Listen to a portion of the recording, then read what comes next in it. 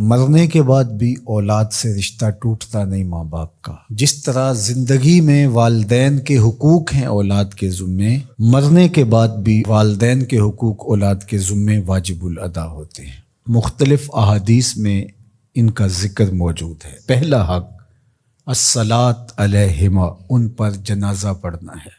تجہیز و تکفین تدفین اس کے زمرے میں آتی ہے۔ وہ اولاد خوش نصیب ہے جو اپنے ماں باپ کا یہ حق ادا کر پاتی ہے، ورنہ ایسے بد نصیب لوگ بھی ہیں جنہیں جنازہ آتا نہیں ہوتا اور ساری زندگی لوگوں کے جنازوں میں جا کے رسم ادا کر کے آ جاتے ہیں، اور جب اپنے ماں باپ انتقال کر گئے تو یہ دھوکہ پھر ان کے ساتھ بھی انہیں کرنا ہوتا ہے۔ تو وہ کیا سوچ رہے ہوں گے کہ یہ ماں باپ کے مرنے کے بعد ان کا پہلا حق تھا جو ہم نے ادا نہیں کیا۔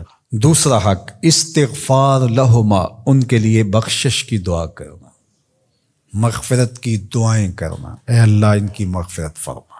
تو یہ بات ذہن میں رکھیے، جس طرح باپ کی ماں کی دعائیں اولاد کے حق میں قبول ہوتی ہیں، اس طرح اولاد کی دعائیں والدین کے حق میں قبول ہوتی ہیں۔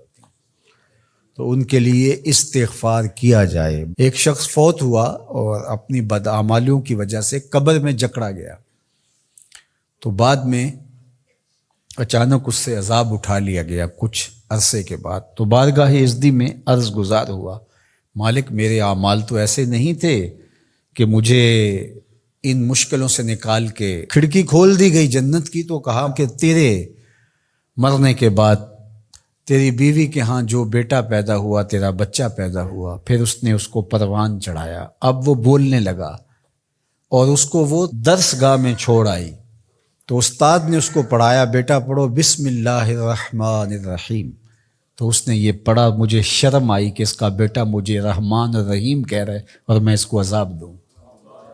اللہ اکبر۔ اولاد نیک ہو تو اس کا فائدہ ماں باپ کو پہنچتا ہے۔ ایک حق یہ بھی ہے کہ اولاد نیک ہو، چونکہ اچھے اور برے اعمال قبر میں ماں باپ کو پیش کیے جاتے ہیں۔ اچھے ہوں تو خوش ہوتے ہیں، برے ہوں تو انہیں تکلیف پہنچتی ہے۔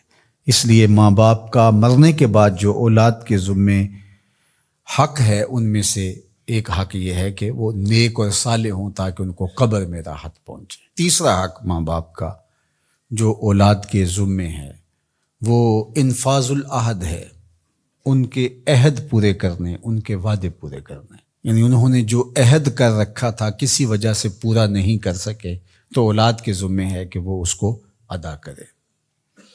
وہ عہد اللہ سے بھی ہو سکتا ہے اور اللہ کی مخلوق سے بھی ہو سکتا ہے۔ اللہ سے کوئی منت مانی تھی، پوری نہیں کر سکے، اسی طرح مخلوق کے ساتھ کوئی وعدہ تھا، اس وعدے کی تکمیل نہیں ہو سکی تھی، تو ان وعدوں کو پورا کرے۔ اس طرح قرض دینا تھا کسی کا اور انتقال کر گئے، تو اولاد اس کو اپنی طرف سے ادا کرے۔ اس کا اگر مال ہے تو اس کے مال سے ادا کر کے اس کے بعد پھر جو ہے وہ اس کی وراثت تقسیم ہوگی، اور اگر مال نہیں بھی تھا تو پھر بھی اولاد کے ذمہ ہے کہ اپنے باپ کا قرض ادا کرے۔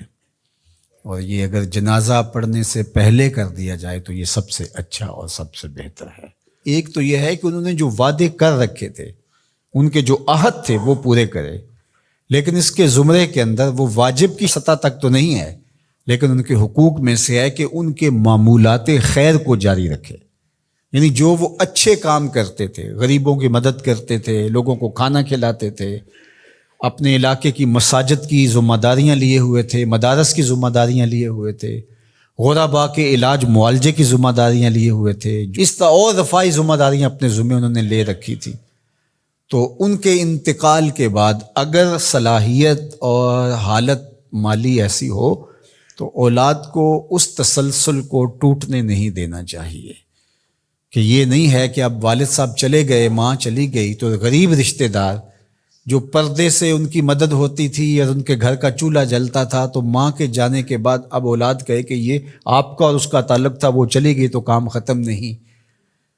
اس معمول کو جاری رکھیں، قبر میں ماں کی روح خوش ہوگی، روح بھی خوش ہوگی، اور اس کا اجر آپ کو بھی ملے گا، اور برابر اتنا ہی اجر آپ کے ماں باپ کو بھی قبر میں ملے گا، اس لیے کہ اس کار خیر کو شروع انہوں نے کر رکھا تھا۔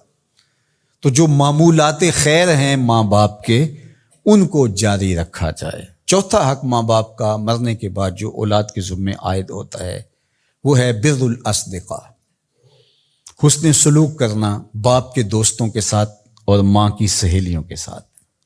خالہ ماں کی جگہ پہ آتی ہے اور چچا باپ کی جگہ پہ آتا ہے. تو ماں کے انتقال کے بعد جو ماں کی طرف سے رشتہ داری کا سلسلہ ہے اس کو توڑ نہ دیا جائے کہ اب ماں نہیں رہی تو رشتے بھی ختم، اس طرح باپ نہیں رہا تو رشتے بھی ختم. تو ان کے ساتھ صلہ رحمی کی جائے. مرنے والے والدین کے حقوق کو کون ہے ایسا دین جو اس طرح بیان کرے گا؟ آج دنیا یورپ کی بات کرتے ہیں، وہ تو زندہ ماں باپ کو اولڈ پیپلز ہوم میں چھوڑ آتے ہیں. ایک ماں 10 بچوں کو پال لیتی ہے، 10 بیٹوں کو ایک باپ پالتا ہے، پھر 10 بیٹے مل کر ایک باپ کو نہیں پال سکتے. تو خوش نصیب ہیں وہ لوگ جو اپنے ماں باپ کی خدمت کو شعار زندگی کہتے ہیں. در نبی پر پڑا رہوں